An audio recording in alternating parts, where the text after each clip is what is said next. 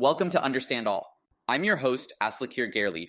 Today, we're embarking on a fascinating journey into the world of surveillance and control as we explore the concept of the Panopticon. So, buckle up and get ready to have your mind expanded. Now imagine a prison where the inmates are constantly watched, but they can never tell when they're being observed. That's the essence of the Panopticon, a revolutionary architectural design proposed by the English philosopher Jeremy Bentham way back in 1791.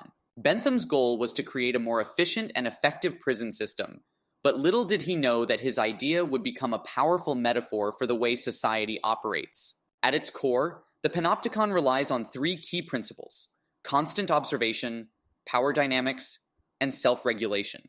The mere possibility of being watched at any moment is enough to make people police their own behavior. It's like when you're driving and you see a police car in your rearview mirror. Even if you're not speeding, you instinctively check your speed and sit up a little straighter, right? That's the power of the Panopticon in action. But the Panopticon isn't just about prisons. French philosopher Michel Foucault saw it as a metaphor for the way power structures operate in society. In his groundbreaking book, Discipline and Punish, Foucault argued that the Panopticon represents a new kind of disciplinary power, one that's internalized by individuals and reinforced through self-regulation. And boy, oh boy, do we see this playing out in the modern world? Just think about all the ways we're monitored and tracked every day. CCTV cameras are everywhere, with the UK alone having an estimated 5.2 million of them as of 2020, according to the British Security Industry Association.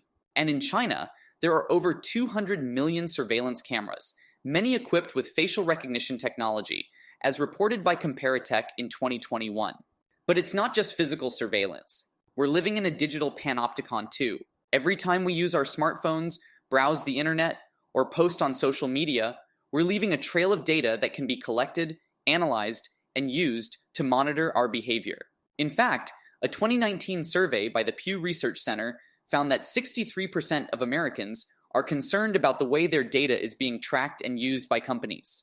And let's not forget about the workplace. A 2020 Gartner survey revealed that 16% of employers are using technologies more frequently to monitor their employees through methods like virtual clocking in and out, tracking work computer usage, and monitoring employee emails or internal communications. It's like having a supervisor constantly peeking over your shoulder, even when you're working from home.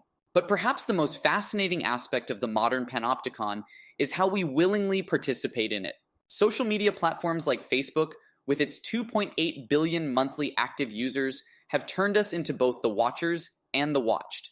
We carefully curate our online personas, always aware that someone might be observing us. It's like we're all living in a giant virtual prison, one where we're both the inmates and the guards. And let's not forget about the role of governments in all of this. The National Security Agency, NSA, collected over 534 million call detail records in 2017 alone, according to the Office of the Director of National Intelligence. And in the first half of 2020, Google received a staggering 39,145 government requests for user data in the United States. It's enough to make you wonder if Big Brother is always watching. But as we hurtle towards a future where surveillance is increasingly ubiquitous, it's crucial that we pause and consider the ethical implications. How do we balance the need for security with the right to privacy? What are the psychological effects of living in a world where we're always being watched?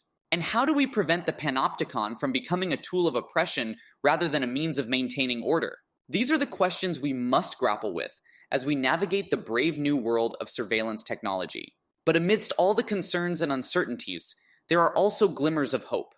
The rise of privacy-enhancing technologies and the growing public awareness of data rights offer the promise of a future where we can harness the power of the Panopticon for good, while still preserving our fundamental freedoms. So, as we conclude our journey through the Panopticon, I invite you to reflect on your own relationship with surveillance. The next time you're out in public, take a moment to count the cameras you encounter. When you're scrolling through your social media feeds, consider the digital footprints you're leaving behind. And most importantly, never stop asking questions and demanding transparency from those who hold the keys to the Panopticon. Because in the end, the power to shape the future of surveillance rests with us. We have the ability to create a world where the Panopticon serves the interests of the many, not just the few. A world where we can enjoy the benefits of increased safety and efficiency without sacrificing our privacy and autonomy. So let's keep the conversation going, both here on Understand All and in our communities. Together, we can build a future where the Panopticon is a tool for empowerment, not oppression. A future where we can all live freely, without the constant fear of being watched. Thank you for joining me on this eye-opening exploration of the Panopticon. Until next time, stay curious, stay informed, and always keep your eyes open. Because you never know who might be watching